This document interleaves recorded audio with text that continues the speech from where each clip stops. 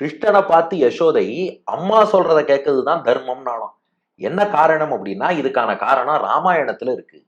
ராமாயணத்துல ராமன் வனவாசம் போறான். அப்போ அந்த வனவாசத்துல 2ஆம் நாள் இரவு ஒரு மரத்தடியில ராமன், லக்ஷ்மணன், சீத்தை மூவரும் இருக்கிறார்கள். அப்ப ராமன் லக்ஷ்மணன்ட்ட புலம்பி அழறான். பாரா லக்ஷ்மணா, எங்க அம்மா என்ன தடுத்தா, கௌசல்யா காட்டுக்கு போகாதேன்னு சொன்னா. ஆனா மாஸ்ம சீமந்தினி காச்சித்து ஜனயேத் புத்திரம் ஈதிருஷம் சௌமித்ரி யோகம் அன்பாயாக தத்மி சோகம் அனந்தகம். ஆனா என்னால அம்மா பேச்ச கேட்க முடியாம போயிடுத்து. ஏன்னா அதுக்கு முன்னாடியே தந்தை காட்டுக்கு போனி எனக்கு வனவாசத்தை விதித்து விட்டார்.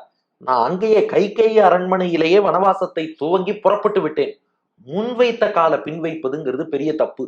அதனால அம்மாவே சொன்னாலும் கூட என்னால அந்த பேச்சை கேட்க முடியாம போயிடுத்து. அம்மா, நான் திரும்ப வரேன், உனக்கு பணிவிடை செய்யறேன், உன் பேச்செல்லாம் கேட்கறேன். ஆனா 14 வருஷம் கேட்க முடியாத சூழ்நிலையில இருக்கேன்னு அம்மாட்ட சொல்லிட்டு வந்துட்டேன்டா. அம்மா கூடவே இருன்னு சொன்னா. ஆனாலும் பித்ருவாக்கிய பரிபாலனம், அப்பா பேச்ச நிறைவேத்துறேன்னு ஆரம்பிச்சுட்டேன். நடுவுல அம்மா சொல்லும் போது நம்மளால கேட்க முடியாது, அது தர்மத்தின்படி சரி வராது. அதனால காட்டுக்கு வந்துட்டேன். ஐயோ, எங்க அம்மா ரொம்ப கஷ்டப்படுவாளே.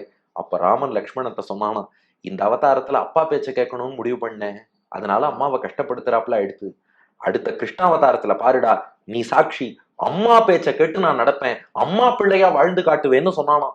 அதற்கு சான்று என்னன்னா, கிருஷ்ணன் அந்த சிறைச்சாலையில மதுரால வந்து அவதாரம் பண்றான். 4 கை சங்கு சக்கரத்தோடு தோன்றினான்.